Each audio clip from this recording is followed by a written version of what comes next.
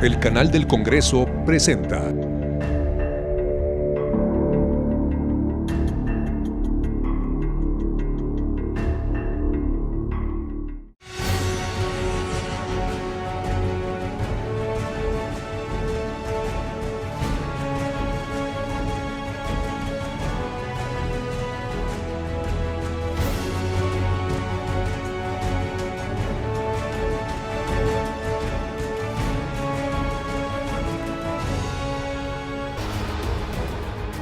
Gracias que nos acompaña como todas las semanas, Canal del Congreso, la mesa de diálogo. Muy buenas tardes, buenas noches. Le agradecemos que esté en esta parte ya final del año. ¿Para qué sirve la parte final del año en términos, le diría yo, de la vida? Bueno, pero particularmente del legislativo, pues hacer balances, saber qué ha pasado, se ha cerrado el periodo ordinario de sesiones, qué se ha discutido, qué fue importante, qué no fue importante. Estamos aquí en esta preciosísima toma que tienen mis compañeros aquí del canal del Congreso, bellísima toma del Pleno, aquí en la Cámara de Diputados en San Lázaro. Yo diría que qué mejor que conversar con quien ha encabezado los trabajos a través de la presidencia, de la mesa directiva de la Cámara de Diputados, el diputado por Morena, Sergio Carlos Gutiérrez Luna, que está con usted y con nosotros. ¿Cómo ha estado, diputado? ¿Qué tal? Un gusto saludarte, Javier. Nos volvemos a ver después de poco tiempo. ¿Cómo has estado? Gracias por invitarme, muy bien. Trabajando, dándole duro. Dándole duro. A ver, yo primero te diría, ¿qué destacarías de lo que te ha tocado estar allá arriba sentado en la tribuna, de lo que ha sido, digamos, como estos asuntos que a lo mejor los ciudadanos no alcanzamos a ver del todo y que son sin duda alguna importantes? Haciendo un balance dirías, ¿qué ha pasado importante del 1 de septiembre al día hoy, 15, 16 de diciembre? Mira, han pasado muchas cosas, pero una que yo destacaría fue la aprobación del paquete económico. Creo que este paquete económico fue muy responsable, muy realista por el contexto que traíamos de la pandemia, que traemos de la pandemia. Nos pegó duro en el tema de salud, tocó la economía.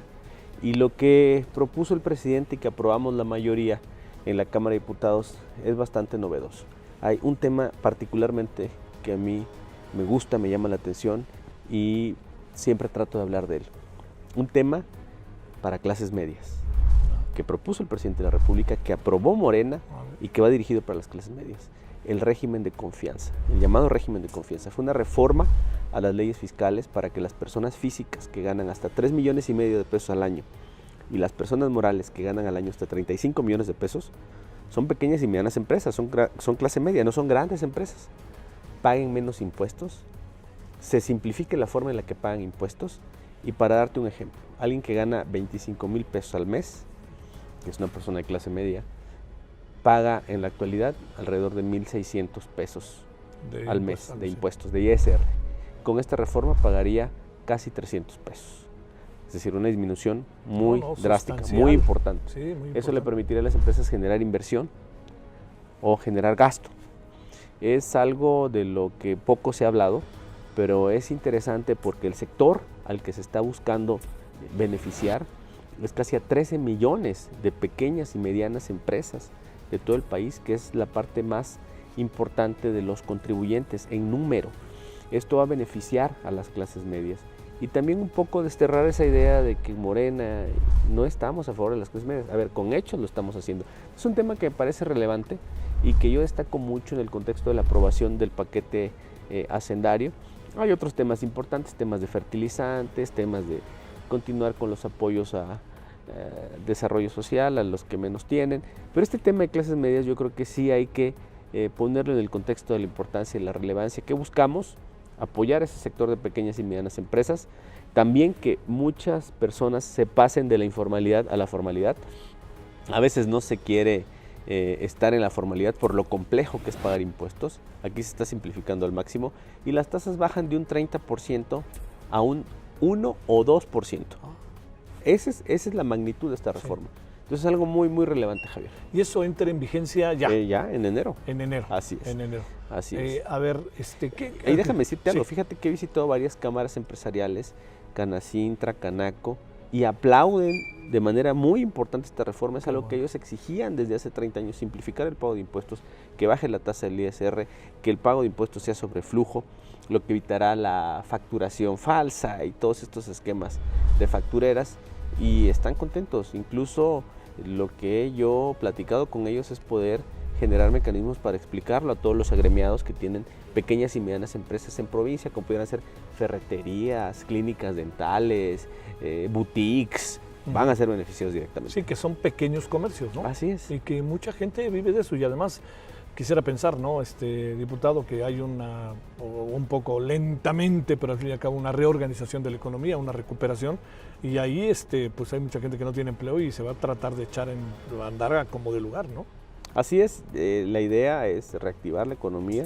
Se pensó en todos los sectores, en las clases medias, en los que menos tienen, en grandes obras de infraestructura, que se continúen los apoyos para las obras, y también en federalismo, aumentar lo que recibirán los estados y municipios, y con una variable importante, que consideramos el precio del petróleo en $55, y todos los analistas estiman que subirá $65, $70, lo que generará ingresos excedentes que van para estados y municipios. Claro, y esperemos, y lo digo en verdad, que se apuren ciertas obras como Dos Bocas, que pudiera dar respiro a algunas cosas. No del todo, ¿no? Pero sí pudiera dar respiro. Y ahora próximamente se inaugurará el aeropuerto Felipe Ángeles. Tuvimos una oportunidad, varios diputados de diversos partidos, de ir a visitarlo. Una gran obra de primer mundo, algo espectacular. La más alta tecnología, salas de abordar preciosas, vaya, los baños, ya está casi todo el mobiliario, los puntos de contacto, el sistema de distribución de equipajes, una obra de primer mundo. Y el acceso, que ese es el otro gran asunto. A ver, el acceso se están construyendo las autopistas de 8 carriles para que conecten con la zona metropolitana. Va a haber un tren que se va a concluir próximamente, pero también pongamos el tema en un contexto. Se ha hablado mucho del acceso, pero la realidad es que las grandes metrópolis del mundo tienen por lo general 2 aeropuertos, uno de ellos céntrico, sí. Y otro alejado. Pensemos en Nueva York, en el John F. Kennedy, o en Washington. Pensemos en Tokio, sí. Está el Narita lejos y el Haneda está dentro de la ciudad. Pensemos en Ámsterdam, y esos aeropuertos que ya no pueden estar adentro de la ciudad. Es evidente, no podemos tener un aeropuerto en Polanco o en la del Valle, no se puede. Tiene que estar lejos de la zona metropolitana, y esa es una constante de todas las zonas metropolitanas importantes del mundo. No estamos haciendo nada diferente a lo que existe en el mundo. O sea, habrá acceso a través de una carretera de 8 carriles, 4 y 4, y habrá un tren que te llevará ¿de dónde? De la estación de Balbuena. ¿De Balbuena? Ah, de la estación de Balbuena va a llegar para allá. Se está construyendo toda esa infraestructura, sí, que también es por etapas. Estamos hablando de una obra muy importante que se ha hecho con mucho menos presupuesto que el otro aeropuerto, ¿no? Entonces, esperamos que ya en la inauguración de este aeropuerto, que será en marzo, vea la ciudadanía de lo que estamos hablando, de una obra de gran importancia que va a poner a México a un buen nivel mundial. Bueno, a ver, esta es otra parte, diputado, de lo que tiene que ver con otros asuntos que se han discutido a lo largo de este trimestre. Algunos que entiendo que quedaron pendientes, pero que vendrán. Ya se vislumbra reforma electoral, el tema reforma eléctrica, para hablar de 2 que están seguramente siendo importantes, y el tercero, que no necesariamente pasa por aquí, pero se debate sistemáticamente aquí, que es la revocación de mandato. A ver, con estos 3 asuntos delicados, diría yo, en lo político, no significa otra cosa que lo que estoy diciendo. ¿Qué ha pasado? Mira, por lo que hace el tema de la revocación de mandato, se aprobó la ley, ha habido diferendos con el Instituto Nacional Electoral que van desde la aplicación misma de la ley hasta el tema presupuestal.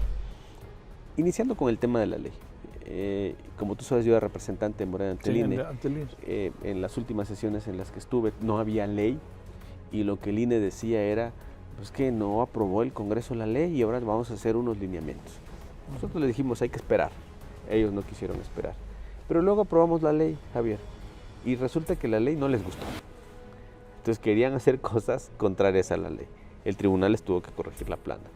Ahora, esta Cámara tiene la facultad constitucional exclusiva de determinar el presupuesto de egresos de la Federación. ¿A dónde va el dinero de las y los mexicanos? Es facultad de esta Cámara. Y esta Cámara decidió que lo que pedían en exceso, el Instituto Nacional Electoral, en exceso, ojo, no un recorte, sino no concederles ese exceso, era lo adecuado y lo justo. Y así se tomó.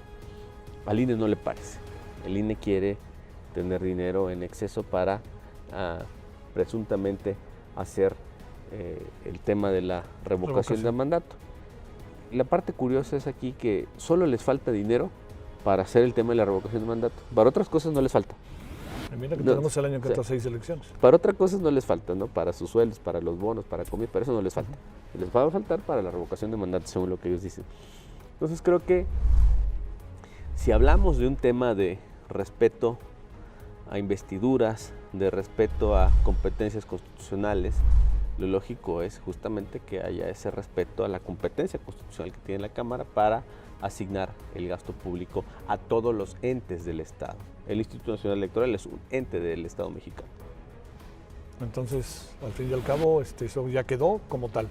Siguen, han presentado controversias constitucionales, la Cámara estará contestando y vamos en esa ruta, Javier. Bueno, a ver, el tema que creo que va a ser uno de los más controvertidos en el primer trimestre, que es la reforma eléctrica. Ahí, ¿en dónde estamos parados hasta dónde llegue el legislativo? ¿Qué es lo que se va a discutir? Parlamento abierto, todas estas cosas que han surgido. Mira, se pactó que a partir del 17 de enero inicien el Parlamento abierto, que son ejercicios por los cuales ciudadanos, ya sea especialistas, académicos, consumidores, dueños de empresas que producen electricidad, vengan a dialogar en la Cámara y podamos tener un debate de frente al pueblo sobre lo que se está proponiendo desde Morena, que básicamente es, y un poco también para desmontar cierta desinformación, no es cierto que queramos energías sucias, no es cierto. Queremos que funcionen las hidroeléctricas que tiene la Comisión Federal de Electricidad, que han sido abandonadas, y han sido abandonadas porque las hidroeléctricas producen energía limpia, y han sido abandonadas para privilegiar empresas privadas que también producen energía limpia. Queremos que también la Comisión, con esa infraestructura que ya se tiene, pero que hay que, pues de alguna manera, renovar, pueda producir electricidad limpia. Queremos que los precios bajen. Y doy un dato. Hace 3 semanas, un poquito más tal vez, en Inglaterra, una empresa privada que produce electricidad, que abastecía a 1.7 millones de ingleses, quebró. Y quebró porque en Inglaterra hay un tope para el precio de la luz y el gas, como todos saben, está más alto. Ya no costeaba y quebró. ¿Qué hizo el Estado inglés? Nacionalizó esa empresa porque no puede dejar sin electricidad a 1.7 millones de ingleses. Sí. Pero eso tiene un costo que finalmente van a pagar los ingleses. Y en México íbamos en esa ruta, en la ruta de que el tema de la energía eléctrica sea un tema de mercado, cuando debe ser un tema de seguridad nacional.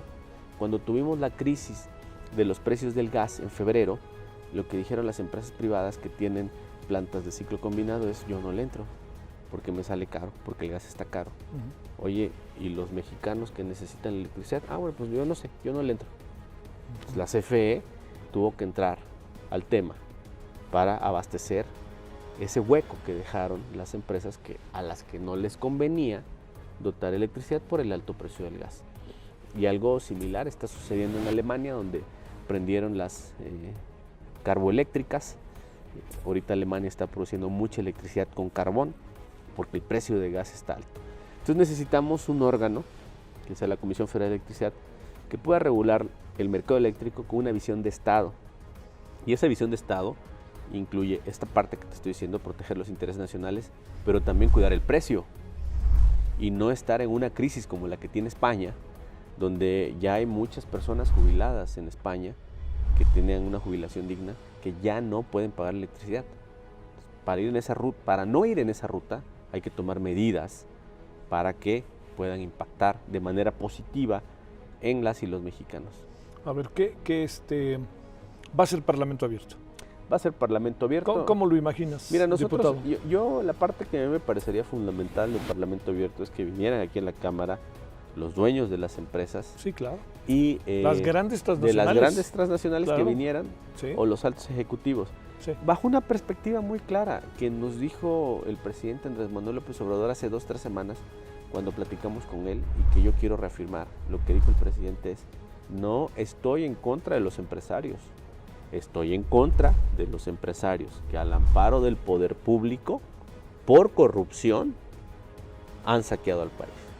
Yo creo que nadie puede estar en contra de eso. No, a estas alturas. Dijo, los empresarios que generan riqueza, que generan esfuerzo, que crean empleos, que pagan impuestos, hay que aplaudirles. Los que por componendas con el poder saquean al pueblo, pues no podemos solaparlos. Bueno, vamos a hacer nuestra única pausa, si te parece, diputado. A ver, te planteo algunos asuntos para después de la pausa, ¿no? Que me parecen importantes. Morena debe de ser crítico del gobierno, Morena debe de ser ¿qué del gobierno? Lo hemos platicado en otras ocasiones, pero te lo planteo porque es evidente que en la medida en que avanza el sexenio, pues avanzan los problemas también, ¿no? Hay soluciones, pero avanzan los problemas, hay un desgaste, en fin, todas estas partes que tienen que ver con la política desde el legislativo, ¿cómo la ves?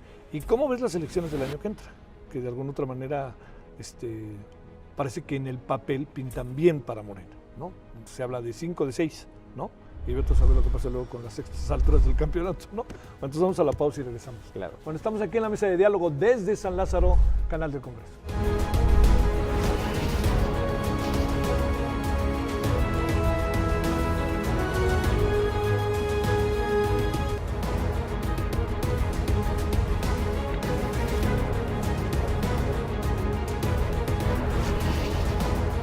Estamos de vuelta aquí desde San Lázaro, en el pleno, en este bellísimo pleno de San Lázaro de la Cámara de Diputados, con el diputado Sergio Carlos Gutiérrez Luna. Él es el presidente de la mesa directiva de la Cámara de Diputados, diputado por Morena, por el estado de Veracruz. ¿Cómo está Veracruz, diputado, por cierto? Muy bien, lo hemos estado recorriendo, platicando con la gente, comentando directamente con ellos, con diversos sectores del estado, las cosas buenas que estamos haciendo. Yo creo que es importante reforzar en tierra, directamente, cara a cara con la ciudadanía, qué es lo que está haciendo el gobierno de la Cuarta Transformación y la Cámara de Diputados, la mayoría que el pueblo apoyó. Y esa rendición de cuentas reditúa, porque no solo es comentarle a la gente lo que estamos haciendo y las cosas buenas, que en la mayoría de las veces no las conocen, sino también escucharlos. Escuchar sus planteamientos, sus necesidades, sus preocupaciones, sus reclamos. A ver, es ir cuando caminas en Minatitlán, ¿qué te dicen? Así Mira, que tú oigas así, que te digan, oiga, diputado, ya sabes, ¿sabes? ¿Sabes que hay de todo? Y incluso esa gente que a veces tiene mucho reclamo por necesidades que padecen temas de inseguridad, temas de la calle que no está pavimentada, temas de la luz, temas de un deportivo que se cerró. Chico, no grande el problema. Es irlas a atender, escucharlas, darles la cara, estar con ellas y muchas veces explicarles. La gente entiende cuando hay temas que no se pueden resolver de la noche a la mañana. Pero si se los dices, lo entienden. Si no se los dices, se quedan con esa sensación de abandono por parte de la autoridad. Sí. A ver, te decía antes de la pausa, Sergio, el tema que tiene que ver con entramos a la segunda parte del sexenio, con todo lo que esto significa, es inevitable, ¿no? No es un asunto de este sexenio o de otro, es el asunto del ejercicio del poder en la vida. El presidente inevitablemente se va a desgastar, se va desgastando, ¿no? Que eso yo creo que ese es un tema a considerar inevitable, ¿no? Segundo, aquí se van a discutir cosas muy fuertes, ¿no? Porque va a entrar el terreno de las elecciones del año que viene, el terreno del 2024. Y va a entrar el terreno del 2024 al interior de Morena y al interior de todas las gubernaturas que van a estar en juego. A ver, yo te diría como legislador y desde aquí, ¿qué ves que se vaya perfilando con luces y sombras? Porque, digamos, yo te hablo de las sombras, pero entiendo que también hay luces, ¿no? Mira, yo creo que, y lo platicamos la vez anterior, Javier, es normal, es lógico, es natural que el partido que está en el Parlamento, en el Congreso, en la Cámara de Diputados, en senadores, según el país que se trate, y México no sería la excepción, que apoye al presidente de su mismo partido. Eso es lo normal, eso es lo que debe ser, porque a final de cuentas parte de una misma plataforma, una plataforma que es la que la gente vota, que son las cosas que estamos haciendo, que estamos materializando a través de acciones de gobierno o a través de acciones parlamentarias, leyes. ¿Qué veo yo que ha sucedido ahora, por ejemplo? Yo soy un creyente que lo que debe hacer Morena y lo que está haciendo Morena aquí en la Cámara es dialogar, construir consensos, comunicar, abrir canales de comunicación. Y veo también que así se está dando a nivel del gobierno. Vemos que se instalaron unas mesas en la Secretaría de Gobernación con un partido de oposición para tratar de ir encontrando coincidencias, varias mesas con temas que le interesan al gobierno. Sí, como 8 o 9, y ¿no? creo que son 7, Sí. pero bueno, los que sean Sí, claro. son muy importantes. Temas que le interesan al gobierno y temas que la oposición también está poniendo sobre la mesa. Y eso yo creo que es una ruta positiva que debe de valorarse como algo sensato para ir caminando en esta construcción de acuerdos. Siempre y cuando sea un diálogo de buena fe, yo veo en algunos actores que es un diálogo de buena fe, y si así se da, pues hay que seguirlo manteniendo y todos los que podamos abonar para que se puedan lograr pues, objetivos, productos, frutos de esas mesas o esos encuentros de diálogo. Bueno, además se presupone que es el preámbulo también de otras reuniones allí en Gobernación, ¿no? Con los otros partidos políticos, Sí, el así PRI, es. etcétera.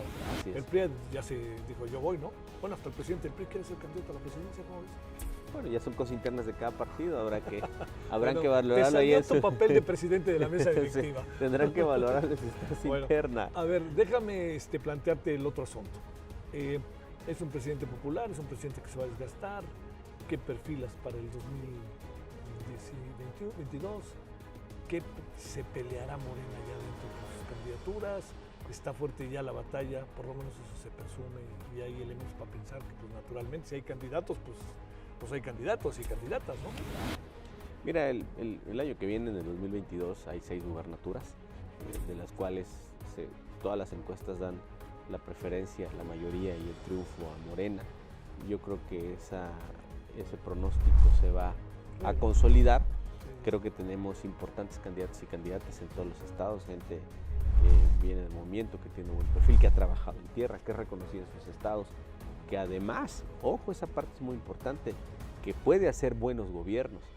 Yo creo que el reto de Morena es sí ganar las elecciones, pero también hacer buenos gobiernos en lo municipal y en lo estatal, Sí, porque finalmente la gente evalúa, que da resultados, y esos resultados se dan con trabajo, con preparación, y creo que los perfiles que se han venido postulando, que han ganado, que han triunfado, y los que se postularán en el 22, de los que se mencionan, podrán hacer buenos gobiernos. Ahora, la parte del desgaste del presidente, en términos, te diría, sí como diputado, como integrante de Morena, ¿cómo lo aprecias incluso desde el fenómeno político mismo, ¿no? Más allá digo, no podemos hablar de otro personaje que no sea el presidente para hablar de ello, presidente de carne y hueso, de nombre y apellido, pero me refiero ya en este análisis de las cosas que alcanzas a apreciar.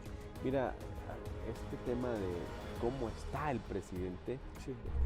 es de difícil apreciación, y yo te voy a dar mi apreciación, que se basa en un hecho, en un último hecho. Puede haber muchos, pero en un último hecho. El evento del Zócalo. Impresionante, impresionante, impresionante el apoyo que se siente de la ciudadanía. Un ánimo de apoyo total, volcado hacia el presidente, reconociendo su trabajo, el presidente de un discurso muy sensible. La parte que yo me quedé o que a mí me gustó más de lo que dijo el presidente es el tema que tiene que ver con los jóvenes. Él hablaba de generar mejores condiciones para los jóvenes y que esto tenía que ver con 2 vías.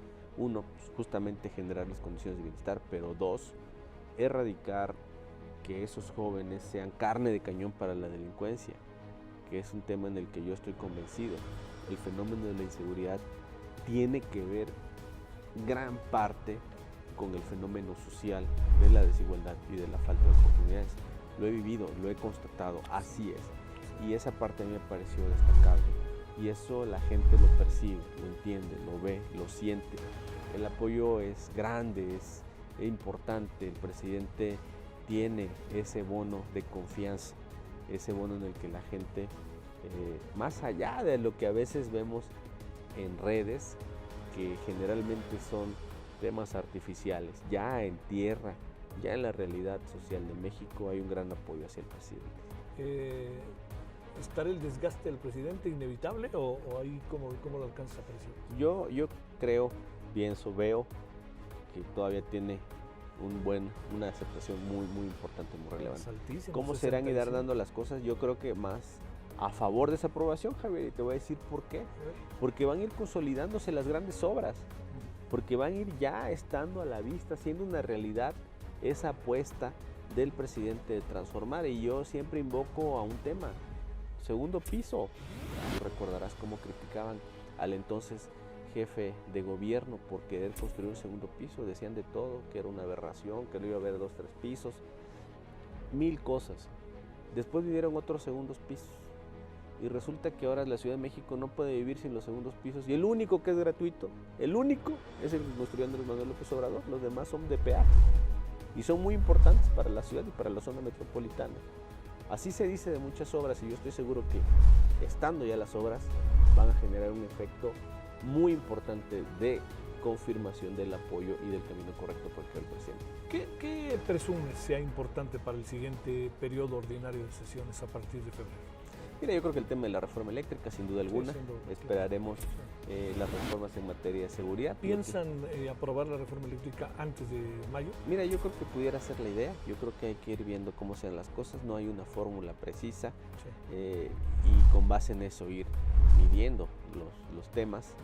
Yo creo que también están ahí en el tintero el tema de la reforma en materia de seguridad y el tema de la reforma electoral. Que la idea ahí en principio sería tener menos diputados o alguna cuestión de esta naturaleza. Yo creo que hay que esperar a ver para no adelantarnos e ir visualizando cómo se dan. ¿Qué participación presumes puede haber en la revocación de mandato? Yo creo que va a ser una participación amplia. Yo creo que la gente sí tiene la intención. Yo fui el primer día que se abrió el espacio para firmar, fui yo a Minatitlán, donde yo soy originario, y eran colas importantes de gente, filas importantes de gente para juntar las firmas. Para firmar, para ir y firmar. Tiene clara la ciudadanía que se va a la mitad del camino y que para consolidar la cuarta transformación hay que mandar un mensaje de apoyo al presidente. Así lo visualizo yo. ¿Te inquieta el Va por México o no en términos tanto del trabajo legislativo como del trabajo electoral? Mira, yo creo que son dos cosas. En el trabajo legislativo definitivamente no me inquieta. Creo que por lo que hace al 2022 Morena triunfará, que es de elección inmediata siguiente, y por lo que hace el tema parlamentario, como presidente de la Cámara tienes que visualizar que la confianza que genera la actitud o la acción imparcial del presidente es algo que debe prevalecer con independencia de la fuerza política que sea. O sea, este asunto seguirá y debatiremos. Seguirá, Aparecerán cosas coyunturales, como siempre sucede, pero no pasará de esta parte. Y seguiremos actuando neutralmente, ¿no? Sí. Ahora, hay un asunto. ¿Qué pasó para cerrar? Porque se habló mucho del tema de los trabajadores del sindicato de la Cámara de Diputados y lo que pasó, y que si ustedes salieron para que no se quedaran encerrados, por lo que podría pasar si cerraran el recinto. Exactamente qué pasó, porque como tú se volvió tema. No es que yo digo, son derechos y obligaciones, pero claro, se volvió tema. A ver. Fue un tema, el sindicato de trabajadores tiene unas peticiones que tienen que ver con algunas situaciones que se venían dando como beneficios en un contexto diverso. Ellos exigían esto en su legítimo derecho de manifestarse y de plantearlo. Así los vi yo, los atendí en principio aquí brevemente en la puerta del frontispicio, en lo que se reunían con la Comisión de Administración, y después de una larga jornada donde ellos no obtuvieron eco en la Comisión de Administración, iban a tomar el pleno, tomamos la decisión de suspender la sesión. Ya más tarde me reuní con ellos y acordamos de buena manera, debo decirlo, y reconociendo su buena voluntad, instalar una mesa las primeras semanas de enero para empezar diálogos sobre temas que tengan un poco en el contexto que yo señalé de austeridad en la que estamos en la Cámara, ¿no? Hay temas que eran de otra época y temas que van cambiando. Ahora, esto significa que nos vemos en enero. Sí, así es. A ver, algo inevitable en lo personal. ¿Quieres ser gobernador de Veracruz? Mira, me preguntan frecuentemente eso. La verdad es que yo estoy caminando. Oye, pero nunca a través del canal del Congreso, para que me dé chance. Está bien. Sí. Fíjate que yo estoy concentrado en mi labor de presidente de la Cámara y trabajando directamente en las calles, en las ciudades, con mis paisanos. ¿Qué deparará el futuro? El partido lo decidirá. Hay que estar preparados para servir al partido y servir a la ciudadanía. Y en esa ruta es en la que voy, una ruta positiva de construcción, de cercanía, y ahí me voy a mantener, Javier. Sí. Es inevitable preguntarlo, pero también uno entiende que pensar más allá de esto, uno lo puede imaginar como un sueño, pero ve lo que tienes aquí. Mira, yo soy Diario estás ahí. Yo soy un hombre de trabajo, un hombre de esfuerzo, un hombre de construir, y eso me ha permitido justamente estar aquí. Sí. Esos son los resultados del esfuerzo y del trabajo. Yo creo mucho en eso. Por eso también cuando voy a Veracruz me gusta mucho hablar con jóvenes, con niños, para tratar de transmitirles que el tema del estudio, el tema del trabajo es algo que siempre reditúa y que no se vayan por el camino fácil, y trato de aplicarlo en mi vida. Entonces, en ese sentido estoy trabajando políticamente en Veracruz, porque creo que hay que fortalecer dos vertientes. Una, primera, la que te decía, fortalecer la comunicación de las cosas buenas que estamos aprobando aquí. Por ejemplo, esto que te acabo de decir de clases medias, es algo que no toda la gente conoce. Hay que comunicarlo, hay que decirlo. Hay que decirlo. Tienes toda la razón, hay que decirlo. Y Decirlo a la Cámara de Comercio del municipio X, decirle, aprobamos un apoyo para ustedes. Van a pagar menos impuestos. Pagabas esto y ahora vas a pagar menos. Es importante hacerlo. ¿Va a haber periodo extraordinario? Yo en principio creo que no. Es un periodo corto, Javier, Sí, también, y además un se mes. atraviesa la Navidad. Sí, Navidad, Es un Reyes, periodo corto y ya iniciaríamos el 1 de febrero. En principio visualizo que no. Sí, pues vámonos hasta febrero, en el sentido de que hay asuntos del periodo extraordinario, pienso, se podrían tratar a partir del 5 de febrero. Es poco el tiempo. Muchas gracias, diputado. Al contrario, Javier, un gusto estar aquí contigo. Gracias, muchas gracias. Gracias en nombre de todas y todos quienes hacen posible la emisión, Mesa de Diálogo, Canal del Congreso.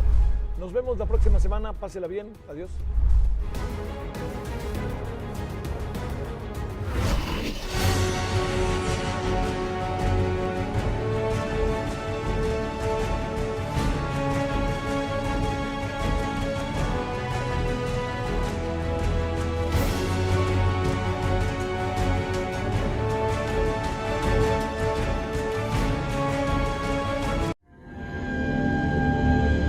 El canal del Congreso presentó